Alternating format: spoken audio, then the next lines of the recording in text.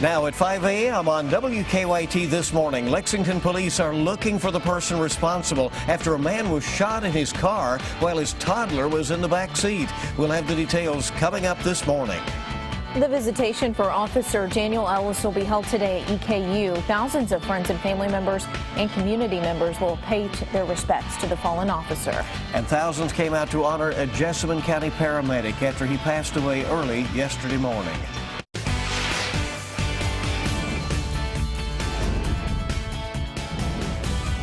This is WKYT This Morning. Good morning to you. I'm Rebecca Smith. Hope you're having a fabulous start to your Tuesday. And I'm Bill Bryant. Here we are November 10th, and delighted you're along with us this morning. We have some drizzle out there, and that has been the case for the last couple of hours in the overnight hours. Yeah. Clearing out, hopefully. Well, it may take you a little bit by surprise, Micah, this morning when you're driving. Yeah, you're going to run into that mist, drizzle. It's kind of nasty outside. Those low clouds just kind of hang tight when you have those systems roll on through. Give it time, we'll push it on out. We get in toward the afternoon and watch for at least some of us seeing some sunshine. Now this morning we're still looking at those cool temperatures, mid-40s. It's pretty chilly outside. Down south we're in the mid-50s. You guys finish off around 60 degrees. Today we're going to see some late clearing there in the forecast. 55 by the afternoon, but the focus of the forecast obviously is tomorrow night. We have the new model run coming out for those storms tomorrow night into early Thursday morning. Severe weather or not, we'll have that latest forecast coming to you in just a few minutes. Okay, see you then. Thank you. Happening today, a community will get its chance to say goodbye to a Richmond police officer killed in the line of duty. On the Eastern Kentucky University campus, thousands of people are expected to gather for the visitation of Officer Daniel Ellis, who died last week. WKYT's Mike Byer joining us live from EKU this morning with more. Mike, what are we expecting there today? Good morning, Bill and Rebecca. I'm standing inside Alumni Coliseum, where later this afternoon, the community of Richmond will have the chance to say goodbye to fallen police officer Daniel Ellis. His visitation will begin at 2 p.m. and will go until 8 o'clock tonight. All EKU classes at all campuses will be canceled beginning today at 4:45 p.m. and will resume at 4:30 p.m. on Wednesday. In order to accommodate visitors, the university has closed the Alumni Coliseum and Whitlock parking lots, and they will not reopen until Wednesday afternoon when the funeral procession clears the area. EKU leaders say alternative parking for employees and students will be available at the Center for the Arts, Perkins, and Ashland lots. A shuttle service will also be provided from these lots to the Whitlock building from 7:30 a.m. to 5:30 p.m. both today and tomorrow.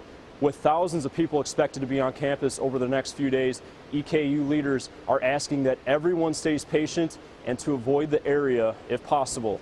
In Richmond, Mike Byer, WKYT. Mike, thank you very much. And friends, family, and really even strangers are remembering the life of a Jessamine County paramedic this morning. 40-year-old John Mackey died yesterday morning at UK Hospital.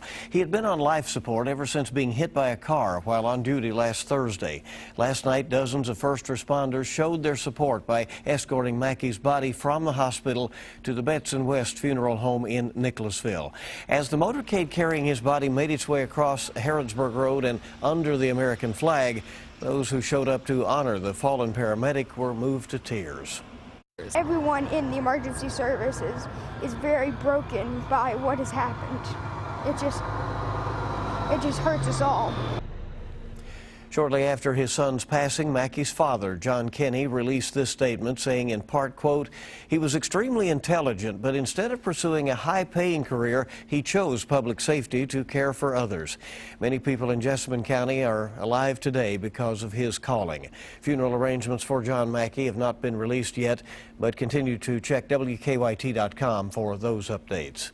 And new this morning, Lexington police are investigating after an officer found a man shot inside a car. This happened on Appian Way overnight. Police say the man wasn't alone. His toddler was actually sitting in the back seat when he was shot. WKYT's Mark Barber is live from UK Hospital with more on these disturbing details. Good morning, Rebecca. And investigators are saying that toddler is a 15-month-old girl. They say fortunately she was not hurt during the shooting. The driver, however, we're told, was shot twice, once in the chest and once in the leg. Now, police are saying that someone fired into the car while it was parked in the parking lot of the Forest Creek Apartments on Appian Way around 11. Before police were called about the shooting last night, an officer noticed the vehicle stopped in the road near Armstrong Mill. We're told the officer thought there was a stranded driver there and got out to check on the vehicle. That's when police say the bloody driver fell out of the vehicle and was then rushed to the hospital. He is expected to survive. Investigators tell us a second man was in the passenger seat. Officers say fortunately, he and that 15-month-old girl who was also in the car were not hurt. Now this morning, police are asking anyone with any information about the shooting to call them. They say they are still trying to figure out why the driver was shot and who shot him. Live in Lexington, Mark Barber, WKYT. All right, thank you so much, Mark. This morning, police are trying to figure out what led to a stabbing at a Lexington home. Happened just before 10 last night at a home on Marcellus Drive near East Loudon. At some point, police say a man stabbed his boyfriend inside that home and then took off. Police say the victim was taken to the hospital with non-life-threatening injuries. At last check, police were still looking for the suspect. We're coming up on 5:06 now on WKYT this morning. After a Pulaski County man was found murdered 6 years ago, police have still not made any arrests in the case.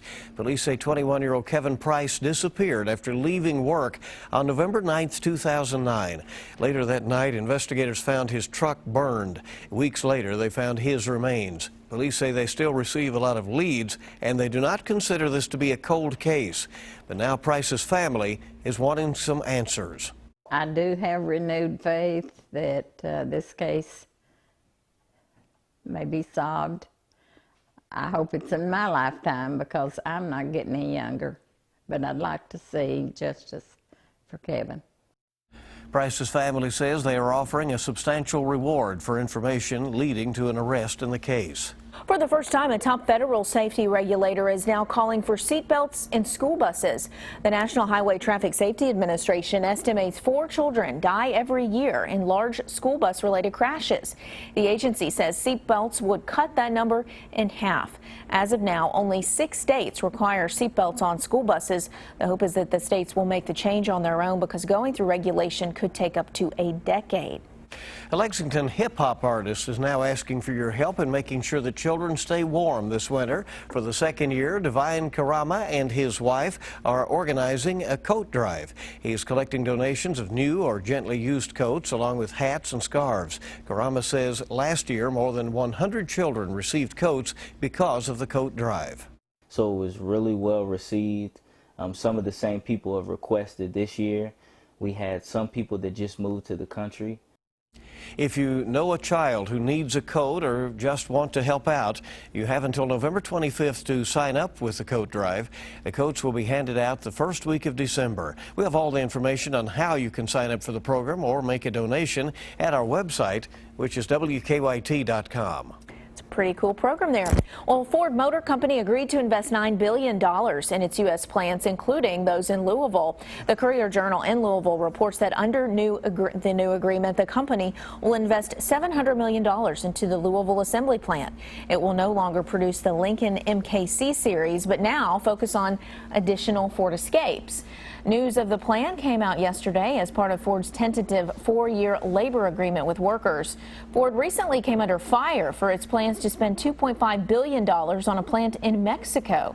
The United Auto Workers Union says Ford's investment in U.S. plants will create or keep about 8,500 jobs over the next 4 years. All right, sounds like some more Kentucky-made vehicles out there on the roads. Bright spot in the economic news. You got it. Good to have you along this morning. Coming up on 5:09 and WKYT this morning on your Tuesday. We're just getting started. Are we really going to say this already? 'Tis the season. Hey, you did it. You know, it was inevitable. It was going to happen at some point. When we come back, we'll take a look at the annual tradition beginning to take shape in New York City.